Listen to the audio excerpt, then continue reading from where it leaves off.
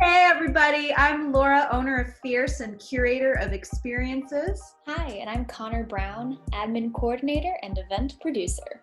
And today's Casual Fridays here at the virtual office, so we are wearing our favorite silly hats. I'm a ringleader, and I am the ringleader of Fierce, so it's appropriate. This is our very first episode of Fierce Fridays. We're going to be discussing event planning tips and answers to your most frequently asked event planning questions. Laura, I've noticed that we've gotten a lot of inquiries about backyard weddings, especially now. Hosting one's got to be easier and more cost efficient, right? Well, today we're going to discuss the costs and payoffs of should I have a backyard wedding?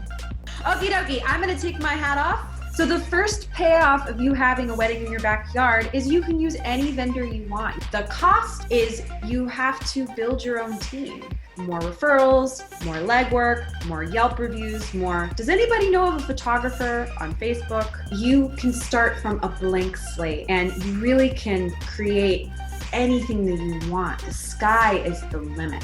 You have to bring in everything yourself and completely outfit your backyard to turn it into a venue. This means the rentals, the china, the flatware, the chairs, the glassware, logistics, the management, the amount of time that it takes you to figure all of that out can actually cost more money to bring all of these things in. It's going to be more work for you and more work for your vendors. You don't have to follow a contract. You don't have competition with other couples. You have more flexibility, less restrictions, and you can throw that confetti as much as you want and use that glitter. You're going to spend more time managing this venue that you're creating. You're going to have to create your own floor plan.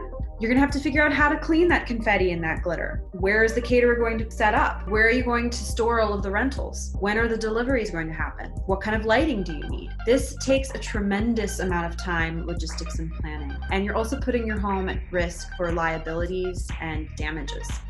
You could host an event during a pandemic. The cost of this is that you could be putting yourself at risk and putting your guests at risk if you're not following the guidelines. And finally, the biggest payoff, you save money.